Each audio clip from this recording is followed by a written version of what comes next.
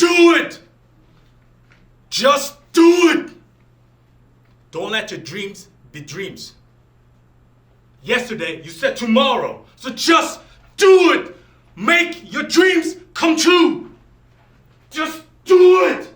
Some people dream of success where you're gonna wake up and work hard at it. Nothing is impossible. You should get to the point where anyone else would quit, and you're not gonna stop there. No! What are you waiting for? Do it! Just do it!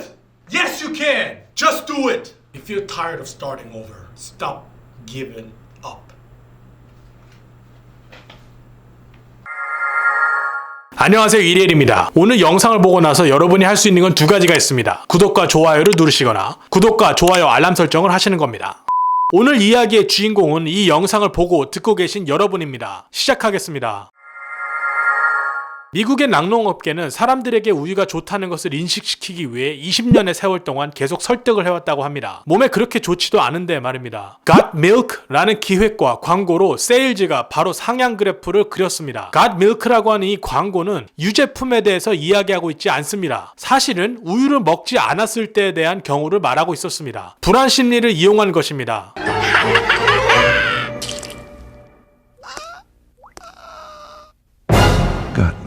나라마다 차이가 있겠지만 한국에서는 독립심이 강한 성인 한 명이 나오기가 꽤 힘든 문화인 것 같습니다. 특히 80년대 태생 이후라면 어머니 치맛바람으로 큰 사람들이 많다고 생각이 됩니다. 대학교 학비 지원해주고 결혼했을 때 적게는 돈, 많게는 집, 살림까지 해주는 것을 덕목이라고 여기는 것 같습니다. 물론 이렇게 생각하지도 않고 그렇지 않은 사람도 있습니다. 하지만 조촐한 결혼식을 하거나 학비 지원을 못 받는 사람들을 불쌍하고 딱하게 여기는 시선은 확실히 존재합니다. 도시화가 진행되면 될수록 삶이 윤택해지고 편해진 것은 누구나 인정할 만한 팩트입니다. 하지만 도시의 편리함을 누릴 줄 알면서도 한순간에 수많은 편리함이 사라져도 웰빙을 유지할 수 있는 사람은 몇이나 될까요? 쌀이 없었을 때를 대비하여 미리 감자, 고구마를 텃밭에서 키운다던가 책만 보고 집을 짓는다던가 하는 등 말입니다.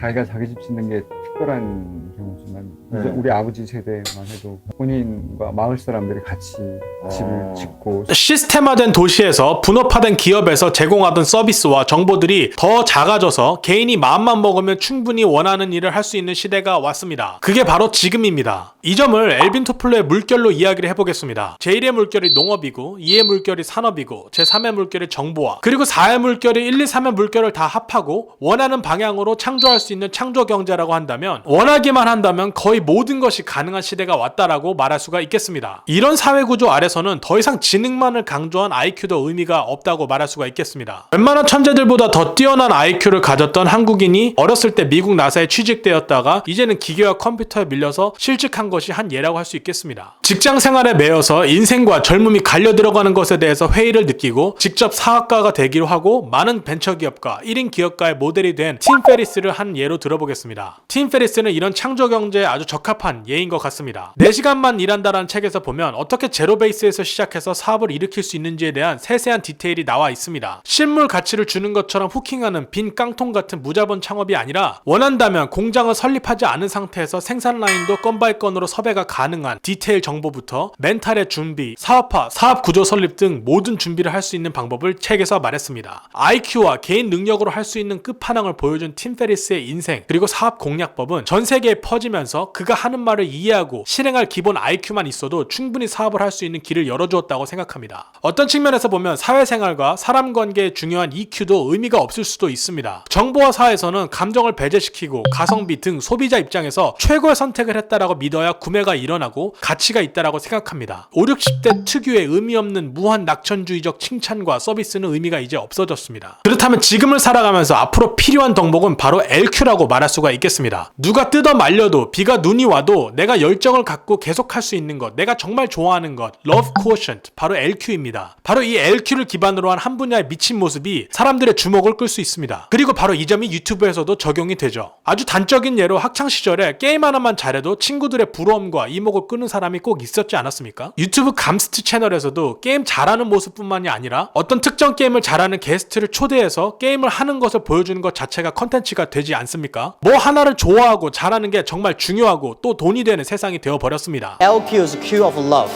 which I strongly believe that 이 LQ에 대해 이야기를 한 사람이 바로 알리바바 창업자 마윈입니다. 많은 국가 원수들과 기업가들이 모인 자리에서 어드바이스를 하면서 다가올 미래에는 아이들을 가르칠 때 기계가 할 수 있는 머리 좋은 것들을 가르치면 안 된다고 했습니다. 더욱 창의적이고 혁신적이면서 팀워크를 가르치고 또한 문화를 가르쳐야 된다고 했습니다. 그렇게 LQ의 중요성을 강조하고 또 강조했습니다. 80년대 이상의 중국인들 대부분이 외동으로 태어났고 황제처럼 부족함 없이 크고 교육받을 거 다 받으면서 큰 것을 감안하면 한국인들이 미래형 인재에 더 가까울 수 있지 않을까 생각해봤습니다. 한국은 팀워크와 남을 배려하는 것을 중요한 덕목으로 여기고 있기 때문입니다. 그리고 황금 만능주의만 강조하는 문화에 대해 불편함을 느끼고 그리고 선한 영향력을 끼치는 것이 통념적으로 맞다라고 생각하는 게 지배적이기 때문입니다. LQ와 관련지어 제가 영상 초반에 따라했던 샤이아 라보프에 대해서 말씀드리겠습니다. 이 배우는 열정적으로 목숨을 버리면서 누구를 구해줄 것 같은 연기를 해내는 배우입니다.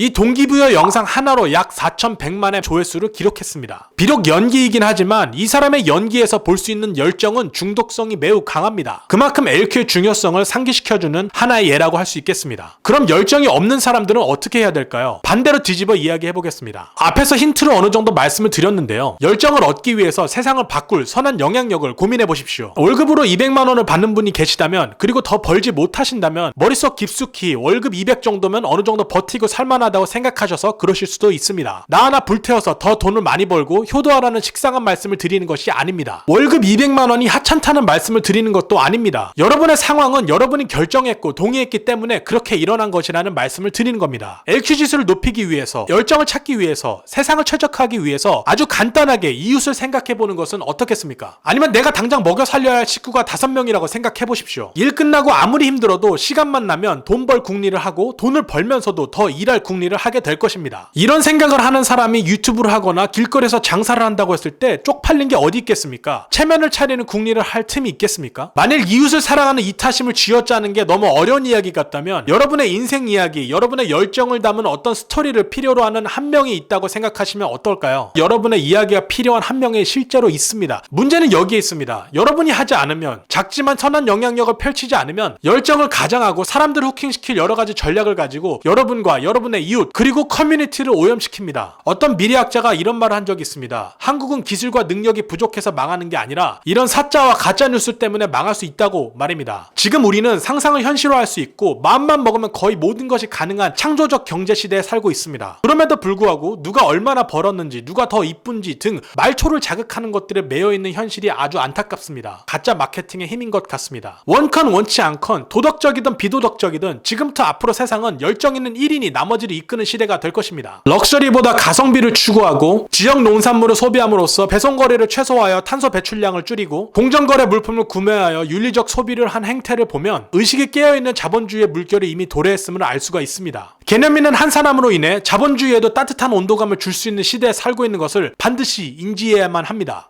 엘버트 아인슈타인, 비틀즈, 간디, 마틴 루터 킹 모두 미친놈, 사회 부적응자, 트러블 메이커, 골칫덩어리 라는 말을 들었습니다. 하지만 이들의 존재감을 막을 길이 없었습니다. 세상을 바꾸고 있었으니까요.